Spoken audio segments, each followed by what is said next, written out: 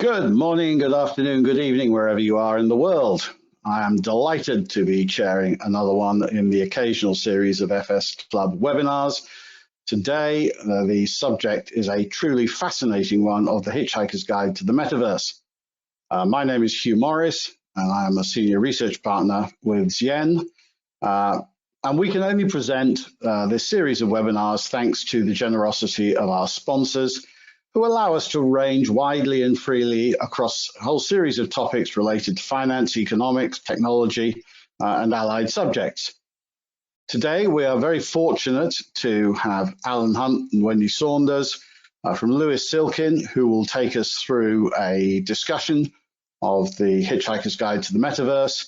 After they have very kindly shared their erudition for some 20 minutes or so, we will then turn over to question and answer. To those of you who have done this before, you will know, please key your questions into chat, which I can then pick up on your behalf and relay to our speakers. Now, it's my job to get out of the way and get on with the interesting stuff, so I will do so, and I will hand over to Alan and Wendy. Thank you very much. Thank you very much, Hugh, for having us. I have, is my screen sharing? Just want to confirm we're all good on that. Great. Well, look, thank you for having us. Wendy and I are delighted to be here. Just to give you a quick intro, I'm a partner at Lewis Silkin and help to run our media and entertainment practice. Of course, the metaverse is really key in that space.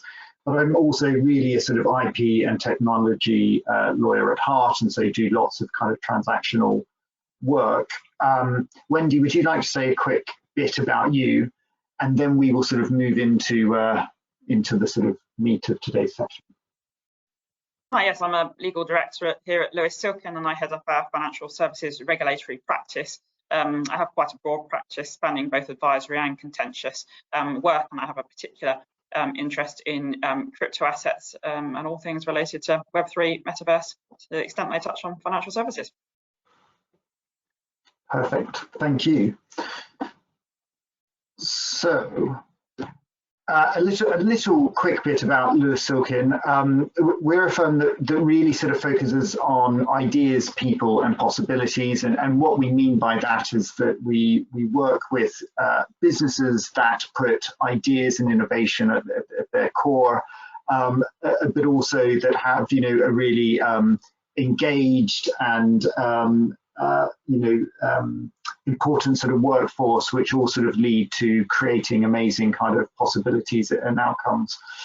We are predominantly headquartered in London, but have offices in Oxford and Cardiff, as well as the whole of Ireland, so Belfast and Dublin, and also Hong Kong. So on with the show. What I'm going to try and cover today is really a sort of short, brief introduction into the metaverse and try and demystify it a little bit.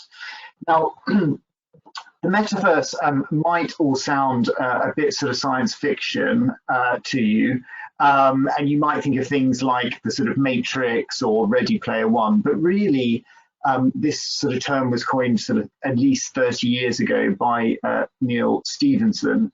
And it's not really a new word. It's essentially a sort of convergence of our physical and digital lives, or phygital, if you will, and some of you may have heard that sort of term used, and a confluence of our sort of internet connectivity, augmented reality, virtual reality, and of course, blockchain technologies are all at the heart of this. And so, for the future, the theory really goes that actually everyone has a web page today, but in the new sort of world that we're moving in, our digital presences, from work to play to learning, will all sort of take part to some extent in the metaverse. And you can see on the final sort of bullet point there, this is the next big thing, and that's not just our view. We will look at some examples today which really sort of show why the metaverse is something that must be on your radars.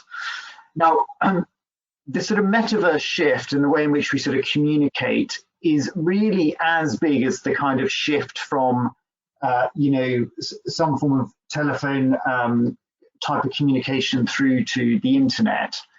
Some of the examples that you can see on the screen here are, you know, things like Fortnite or Roblox are really good examples of metaverses, but actually a lot of the things that we use day to day, you know, including via this webinar, is some form of us communicating in real time in a wholly sort of digital environment.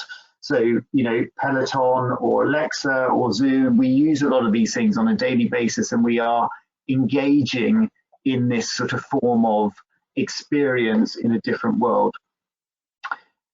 All of this was happening before the pandemic. But what the pandemic has done, it has obviously accelerated and has not been a catalyst to some of the new technologies. So as we move into 2023, we will start to see more and more widespread use of the metaverse. There will be sort of greater utility, and it won't just be about entertainment, which I know will spring to most of your minds if you think about gaming, particularly looking at Fortnite and Roblox there. But actually, it will really inform our education, perhaps how we receive medical advice, and of course, the sort of day-to-day business environment. There are lots of new players here, but there are lots of sort of incumbents who are looking to really sort of benefit from this form of insurgency. And pictured here, we have Tim Sweeney, who is the boss of Epic, and Epic own Fortnite. They've done a big collaboration with Apple. And he basically said that this is a real phenomenon that transcends gaming. Our aim of Fortnite is to build something like a metaverse from science fiction. The reason that I sort of mention that is that there are huge companies like Epic, like Apple, who really do see this as the next big thing. And it is not just an entertainment or sort of fun play for kids to do stuff. It's going to really become a way in which we really operate and use business going forward. Now, there was a company formerly known as Facebook, which you all will know of, and of course all know that they have recently rebranded to Meta. Now, why have they done that? Well, I think they see such a play in the metaverse that this is a really core part of where they see their future going.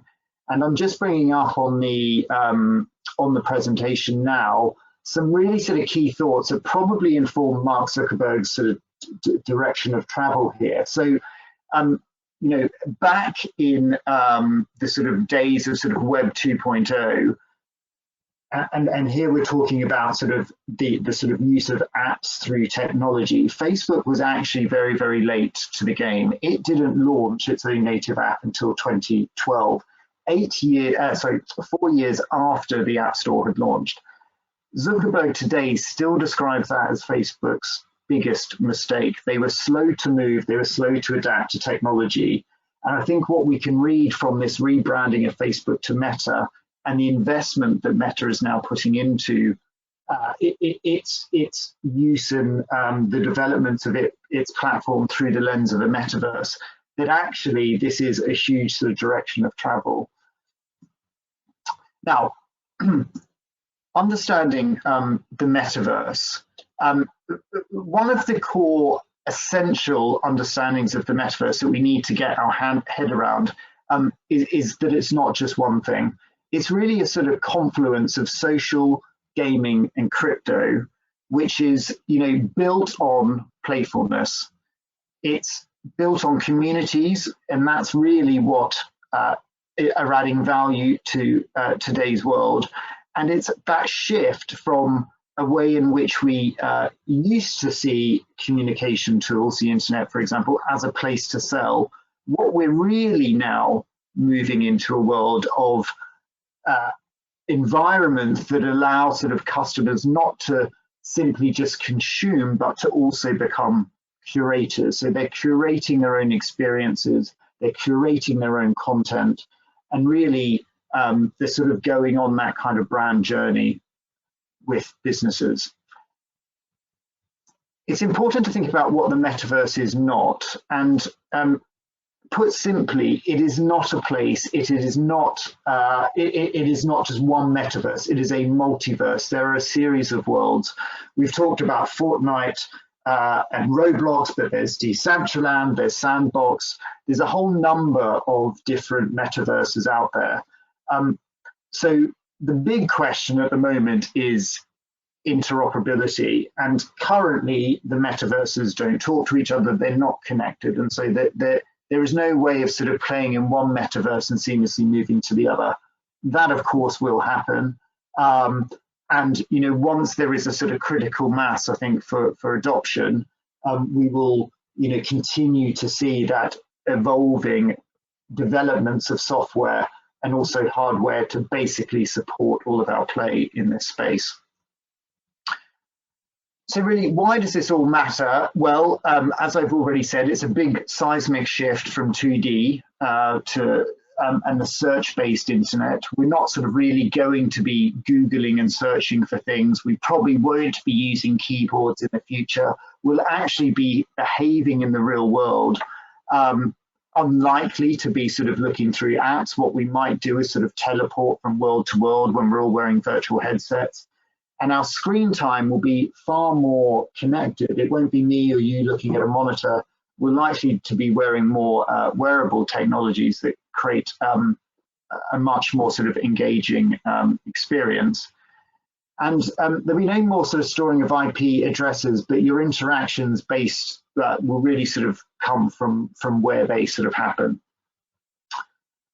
So let's look at some of the kind of key trends, and by that I mean sort of use cases in the real world scenario. And at the moment, they really center around commerce, entertainment, and education. So in terms of commerce, I suppose I've already sort of used this word, but phygital, it's that merging of the bricks and mortar sort of space with e-commerce effectively. And allowing people a place to enjoy, but also to shop. A good example of the recent sort of uses, I suppose, is looking at someone like Amazon, how they are sort of incorporating metaverse technology into their sort of marketplace, which all of us use a lot. They have a new shopping tool called Room Decorator, which basically will allow your phone or tablet to see obviously what the furniture would look like in your space. Now, I suppose some of you might think, well, I've already seen that sort of thing, but again, it's an example of that kind of phygital sort of snapshot. E-commerce, so you're talking about commerce just there, e-commerce is likely to become more like I-commerce. And when we talk about I-commerce, we mean sort of immersive and interactive commerce. So it's not just me placing an order for a new piece of clothing on the internet. It's sort of, again, back to that point of interacting, immersing myself within a brand and their experience as a consumer, and therefore, as part of that process, perhaps making a purchase. One really successful and big example of this has been the Gucci Garden, which was run on Roblox last year. And you created an avatar, and that avatar could visit the Gucci world and basically have the opportunity to buy virtual Gucci goods. One of those goods was this bag that you can see here. It was a bee embroidered bag, which initially sold for $6 in the world, but it was then resold for up to around sort of $4,000. This isn't an NFT. That's a whole different discussion, and we probably won't get into those today. But it was a sort of digital product that you could buy, only available in Roblox.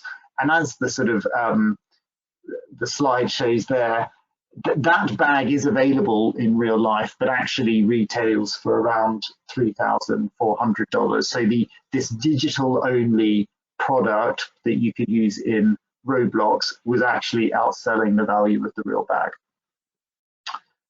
Let's quickly look at entertainment. The metaverse really is kind of disrupting entertainment in sort of three key areas. That's sort of video games, virtual concerts, and collectibles. Video games we've talked a bit about, and that's where we look at things like Epic doing with Fortnite, but you've also got Minecraft, you've got Roblox doing lots of pieces there. There's also the sort of virtual concert space. So the picture on the left is Travis Scott. He held a really successful online digital concert where thousands of people came and they were paying customers. They were able to sort of watch him perform in the metaverse in this really sort of surreal environment. And the third sort of point, I suppose, that we're really seeing in entertainment is on collectibles, and that's where we talk about sort of fan tokens and NFTs, I suppose. An example currently on the picture on the right is Zed. Zed run they're basically an online kind of horse racing sort of gambling site. They combine NFTs, cryptos, blockchain technology basically to run digital horse racing, and you can buy, trade, breed, sort of sell your horse. So really interesting areas there. I just wanted to quickly talk about, as I've mentioned it before, Decentraland, but they do the Metaverse Fashion Week, and that was held back in March this year, and it was sort of had mixed reviews, but lots of brands sort of played with it, and you could purchase digital goods that were brand related, but also NFTs attached to those. The other key trend we're seeing around education, and this is where I think we'll perhaps see a lot of sort of businesses really sort of thinking about how they deploy and wear an educational hat with, through thought leadership and learning and development with their staff and everything, to really sort of have sort of interactive distance learning. So, to take a basic example, you could take your class, if you're a teacher, you could take your class to the moon, and sort of, everyone's wearing headsets and really sort of embed in that kind of experience. It's all very interesting. But what about the law? Wendy and I are both lawyers, so of course we're here to talk about the law in a little bit. And Wendy's piece is actually far more interesting and relevant to you all. But what I wanted to sort of quickly mention are some of the things that are happening from a legal kind of context that we're seeing. So really it's from everything from IP through to regulation to gambling and advertising to employment law, data privacy. So just to give you some examples, on the screen here on the left, you can see that McDonald's have recently sort of been filing trademarks. Trademarks protect brands, so they're sort of protecting their new their M logo, but they're protecting it in new virtual sort of classes, so class 9 sort of virtual assets, and also classes 41 and 43 to sort of cover this sort of metaverse play. You've also got the sort of focus from regulators from a sort of gambling and lottery law perspective. If metaverse projects basically have the opportunity for you to win prizes based on chance, there are issues there, and that's why there's a picture of a loot box there. We have lots of employment issues will likely arise from our play and everything we do in the metaverse. There's a picture there of the boardroom of the future, everyone sat around a digital table, but key considerations in the world of work and how employers will regulate use and what sort of policies need to adapt to follow that. One of the great shifts obviously with technology is that it allows advertisers, which is really at the heart of a lot of what brands and players in new spaces want to do, is it's a new outlet in a way in which they can advertise and market their goods. This has sort of been quite a closely sort of watched area, obviously given the complications and the complexities of the technologies we've been talking about. Advertising regulators are really sort of looking quite carefully at promises that people make and how they advertise their products. So that's an interesting space. One point that I thought might be of interest to you, and is actually quite a live case, is this sort of Tarantino NFT sort of project. So in November 21, Tarantino announced that he'd be auctioning off excerpts from the original handwritten screenplay of Pulp Fiction as separate NFTs. this has resulted in Miramax, who basically were the production company, issuing proceedings against him for copyright infringement, that he doesn't have the rights to that handwritten screenplay. Tarantino claims that he has the rights to the film and the screenplay. And, you know, of course, what was interesting is that, of course, the contracts that were between him and Miramax were written back in 1994. Who could have envisaged what the world of technology and certainly what a metaverse might look like then?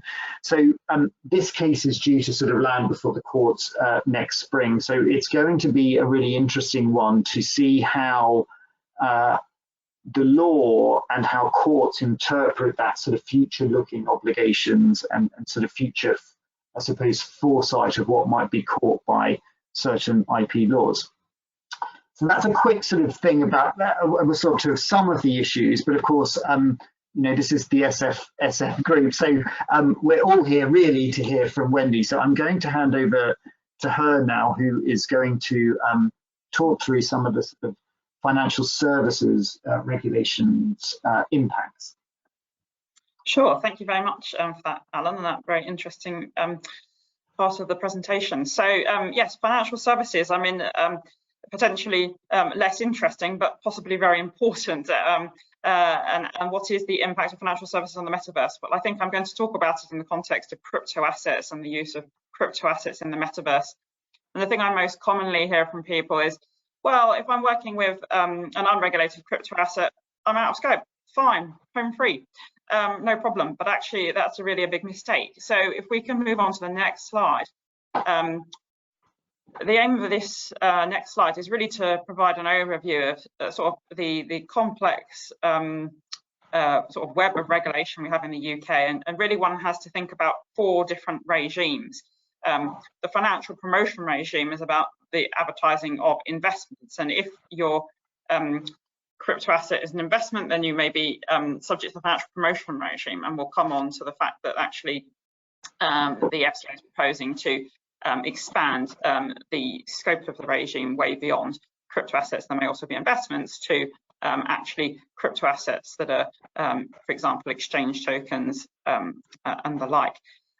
So financial promotion regime first, because you will want to advertise your asset. The next regime is the authorization regime. So if your token is actually also a regulated token, and there'll be many factors that feed into that assessment, but that will depend, say, on the rights attaching to the token. You may be carrying on a regulated activity in relation to that token, and if you're doing that, then you would need to be directly authorized by the FCA. But if you get over that hurdle and you say, okay, fine, my token's actually not a regulated token, it's an unregulated token, you're not home free. So the next regime is about the money laundering regulations. And if the activity that you're performing in relation to this crypto asset, you know, it may occur in the metaverse, as this is what we're talking about right now. If you're performing certain roles, if you're acting as a crypto asset exchange provider or a custodian wallet provider, then you'll need to be registered with the FCA if you're carrying on that business in the UK.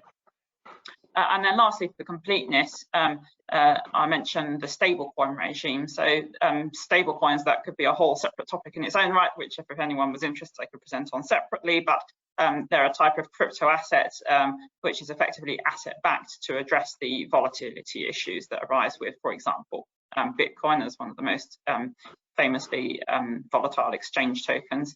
So the UK is introducing a regime for stable coins that are used as a means of payment. So that's going to be coming in the not too distant future. So that's a broad overview. If I could move on to the next slide. Here I focus in this slide just on a little bit more detail about the characterization of your token. Will your token, you know, trip the financial promotion regime either today or in the future, and is your token regulated such that you would need to be directly authorized by the FCA? And so the FCA has said that there are effectively 3 different types of tokens. Security tokens, which have rights similar to, say, shares in a company. E-money tokens, which is effectively a tokenized form of what we know as e-money today. And then if you're not in one of those two buckets, you're an unregulated token. So the unregulated token bucket is somewhat negatively defined. And on the left there, I've included some examples of how types of token may be categorized. So if you have a pure NFT, and in that regard, I'd say a token that gives rights to, for instance, to display a particular image or something like that, that would be an unregulated NFT. But if there's some fractionalization, you've got an NFT that represents a share of another NFT, that could be a security token, for example. Stable coins could fall within any of the buckets depending on their particular structure. But typically we would expect exchange tokens, for example, like Bitcoin, to be in the unregulated bucket. But moving back to the financial promotion regime, whilst as at today, crypto assets are outside scope of the financial promotion regime, that will be extended, we expect next year, to capture what's known as qualifying crypto assets. Now, at the moment, that definition is going to exclude non-NFTs effectively, because the criteria for qualifying crypto assets will be that they are fungible and transferable. So more on that in the future when it actually comes in, but just to be aware that the financial promotions regime will apply, and just at a very high level, if you're not an FCA authorised firm under the Financial Services and Markets Act, then you would need one of those firms to actually approve your financial promotion in relation to a qualifying crypto asset to be able to advertise it. But that's set at a high level. If I can go on to the next slide, please. So let's say that it's an unregulated token, so you don't need to be authorised, and we can put the financial promotion point aside for the moment. So you're unregulated token, but actually, are you doing business that would require you to be registered with the FCA under the money laundering regulations? And so I've mentioned the two types of business that could trip you in this space. And the first is that of being a crypto asset exchange provider. Now, one needs to be doing this sort of by way of business in the UK, but the key elements involve facilitating the exchange of either crypto for fiat or crypto for crypto, but it goes much wider than that. So it's not just if you facilitate the direct exchange of that, but if you arrange the exchange or you make arrangements with the view to the exchange of. So you really need to look at your business and where you are in sort of the chain of making the exchange happen to see whether you're going to trip it or not. So quite a careful analysis needs to be done there. There is the specific activity also of operating a crypto asset ATM, but I imagine that most of you won't be doing that. And then on the other side, so that was on the left in red, and on the right of this slide in green, we have what's known as a custodian wallet provider. And that involves the safeguarding and administration of crypto on behalf of customers. That will be typically involving the storage on behalf of others of the private cryptographic key, for example, and actually giving you the right to hold, store and transfer crypto assets on their behalf.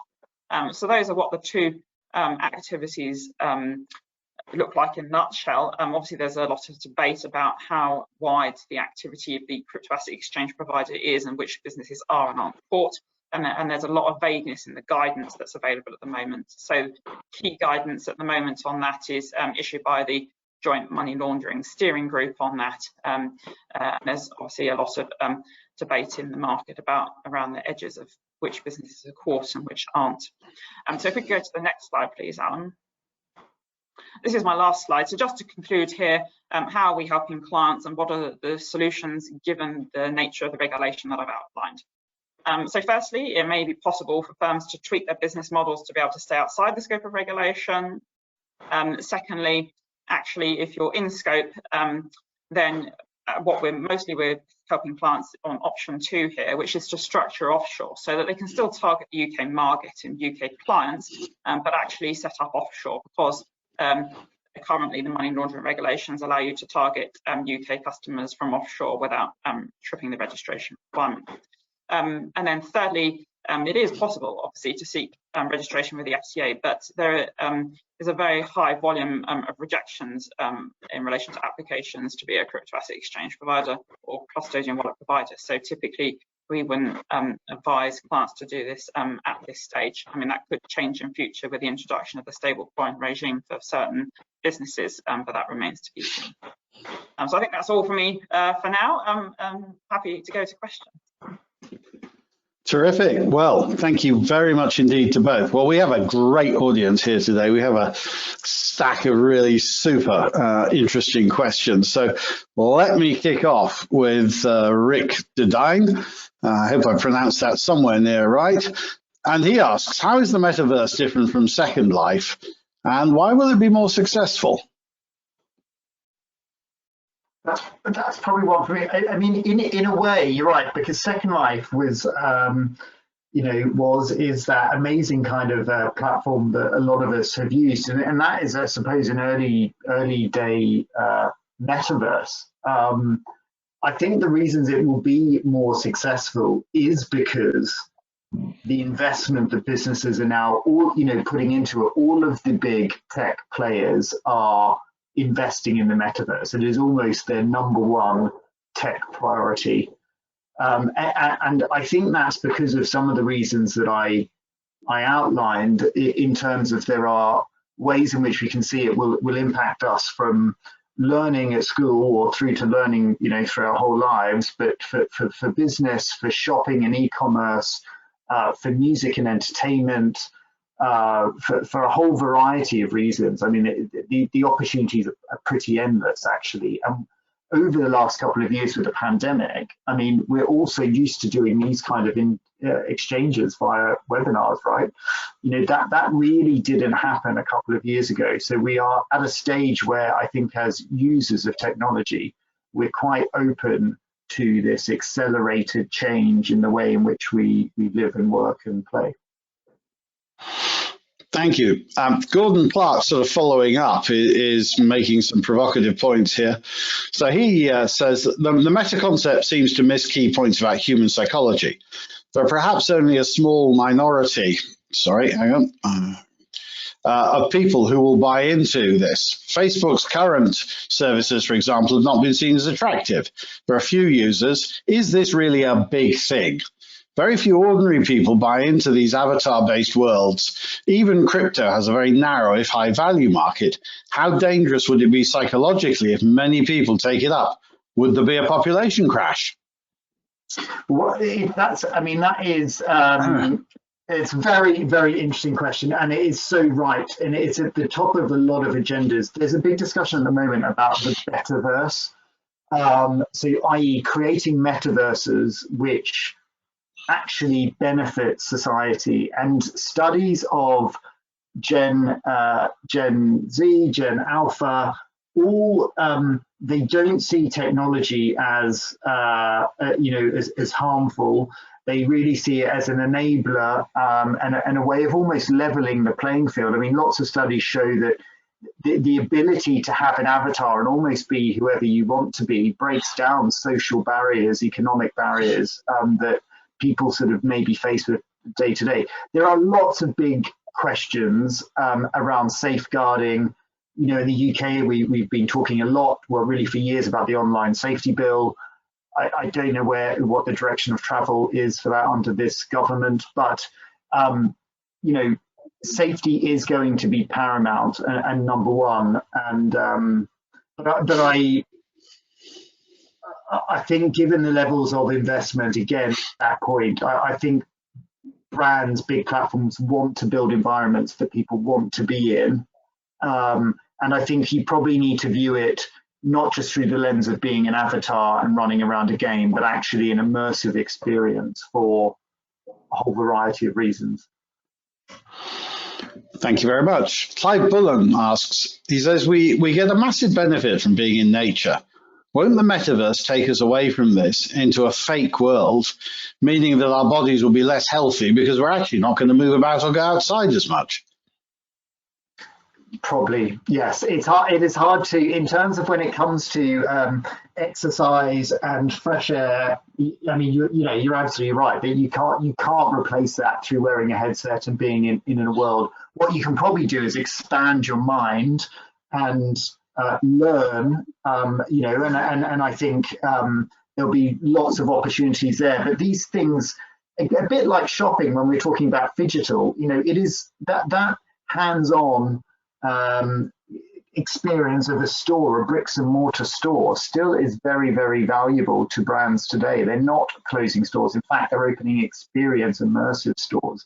So I know it doesn't come to the point about being healthy, but it's not a moving away. And us sort of, if anyone remembers the Disney film WALL-E, it's not sort of moving to a world where we all just view the world through some goggles and sit on our sofas 24/7. It's just a new way to kind of to engage.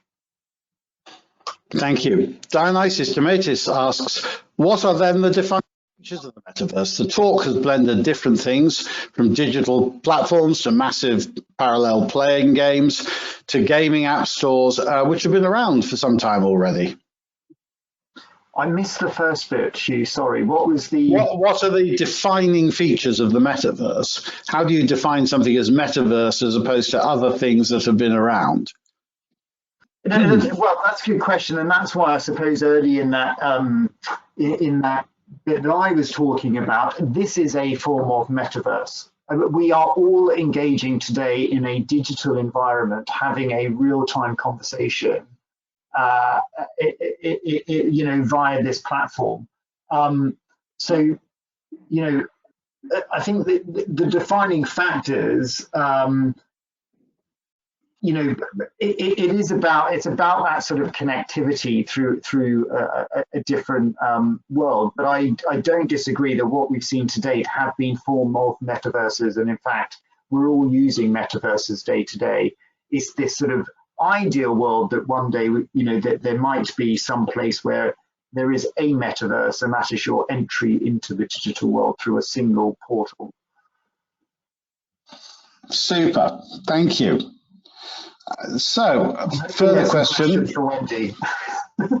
Yeah, well, definitely, I think this one. So, from Sean Glasgow, what about raising capital for a startup through tokens, etc.?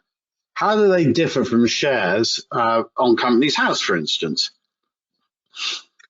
So I think it just adds the additional level of complexity that if you do it through a token raise, you then need to consider the money laundering regulation registration regime and whether you're going to be tripping those requirements. So we'd always discuss that with clients. I mean, I appreciate that actually clients mentioned that actually doing a token raise will give them access to different liquidity pools that wouldn't be available if they do it through a more traditional fundraise. But I think actually that it's possible, but I think that adds complexity to the corporate structuring. But that's certainly a question that clients ask us and which we can advise them on. Thank you very much. So, Clive Bullen again. Will the metaverse require a large amount of energy to maintain its servers, and will this be another adverse drive away from or towards global warming and away from climate sustainability? No, it's a really good point, Clive. And there's been lots of talk about that, particularly, that sort of need for larger computing power. There's been lots of discussions about that with NFTs as well. I don't think there's any denying that is a problem that needs to be addressed, that needs to be looked at. But of course, there are lots of very bright tech people who are all working towards those sort of common goals. I mean, here we're really talking about a sort of decentralized web and the sort of web 3.0, which really does require a lot more sort of processing power. So it's certainly on the agenda. Cool. Philip Middleton asks, is UK law, especially as applies regards property and identity, currently capable of adequately handling metaverse disputes? A really interesting question, and this is something that I think that various regulators, so I talked a bit there about the sort of advertising regulator, which is called the ASA in the UK. They have published new guidance and rules on NFTs and ways in which you can advertise their promotion, for example. So self-regulatory bodies like the ASA are keeping up to speed with this stuff and trying to basically put in place practices and guidance. Have we had a number of decisions in the UK? No. that are sort of court led, and obviously as a common law system, we like sort of cases to help sort of drive a direction of travel. But the underlying concepts of copyright, trademark infringement, which really talk to copying someone else's brand or assets, or copying their name and their logo, those rules do not change. I mean, we're not doing away, we're not in a different world where these rules are now not enforceable. The difficulty often with the metaverse, same with NFT, same with sort of crypto, it's identifying who is behind it, who is the party causing the harm there, finding out where they are, and having the power and the tools to effectively take action against them. And metaverse aside, we have those problems today in any legal system. You've got to identify the infringer. You've got to find where they are. How do you stop them? Are they based overseas or offshore? There's lots of questions when taking legal actions that still you need to go through that same thought process. Thank you. Guy Mayer asks, given that different platforms do not have an interest in offering up their customers to each other, they're in essence closed, e.g. Apple, even with the EU seeking to compel companies to have interoperability, e.g. texting between iMessage and WhatsApp. How likely will different verses eventually talk to each other, and what time frame might that happen within? I think this is the $1 million, well, probably the use of the million's not big enough in this concept, but this is the $1 million question. And I think if that can be unlocked, if interoperability can be unlocked, then we are talking back to that concept of a metaverse. And in a seamless way, you are moving through different worlds, different platforms. I completely agree with the person asking the question. There has to be they need to take a view beyond the sort of primary purpose of keeping people within their space, obtaining data, advertising and selling to those people. And I suppose, that's the key distinction between the sort of Web 2.0, the current version of the web and how we deal with things, to this sort of decentralized model where actually, I think, frankly, consumer demand, user demand over years will mean that we have to move to a sort of a world that is more seamless and interoperable. Time frame, I really don't know. I think there'll be a couple of probably key signals that start to unlock, and that could be big companies doing deals together, and then others may need to sort of follow suit. But Epic, that own Fortnite, they also have a big development platform called Unreal Engine. Most of it is built on certain open source licensing. So that's a different point, I appreciate, to interoperability, but it's the technology today and what people want to do. It's not always all about ownership anymore. We sort of moved to a completely different monetization model. Thank you very much. Gabby Glazner-Cipollone asks, by driving a metaverse agenda, Meta, Mark Zuckerberg, has made huge losses in the last year, about $1.5 billion a day. How long is that sustainable? Well, I don't know the finances of Meta, but I will say this. I mean, they look at their, and if they were to stay doing what they're currently doing, operating Facebook, they will certainly be out of business, because there is, most people you talk to now, I mean, I don't know, I don't have stats to hand, so it'd be wrong for me to give stats, but it is a dying feature to find people on Facebook, to interact with people on that current form of Facebook. So I think, back to that point of him seeing that one of the biggest mistakes was not having an app and still forcing people to use Facebook via the web. I think they're probably seeing the writing on the wall, knowing that they have to move to pivot to something else, because this idea of people just communicating via Facebook and what it currently looks like is probably not sustainable. And we probably have time for just one last question. I mean, this could run and run, but Sabir Din asks, is the metaverse viewed as digital property, and will this give rise to a metaverse property industry? Well, there's a lot of questions around real estate, and that's how I'll probably interpret that question about sort of digital property. So the sort of thinking about it as real estate. Yes, lots of the platforms obviously sell space. You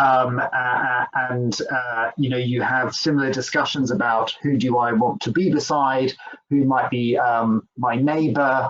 You know, all of these things are questions when people are taking space and developing within those platforms. It's of course quite a different model, but there is a lot of talk, and we've actually, Lewis Silkin, our real estate lawyers, have written a bit about this, actually, about the synergies and actually the role that real estate will have in the metaverse.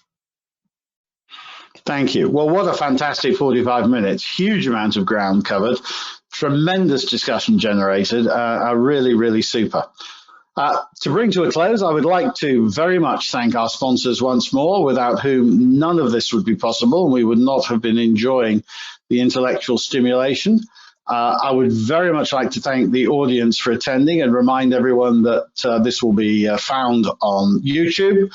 And I draw your attention to a whole series of further upcoming events of equal interest, and I commend you to go and register and enjoy them. And I will also close by thanking Alan and Wendy for sharing some amazing insights with us and bringing a very different perspective from what I think most of us have through the legal eyes, but also relating it to the real world trends and directions. So my thanks to all, and I wish you all a good day wherever you may be. Thank you very much.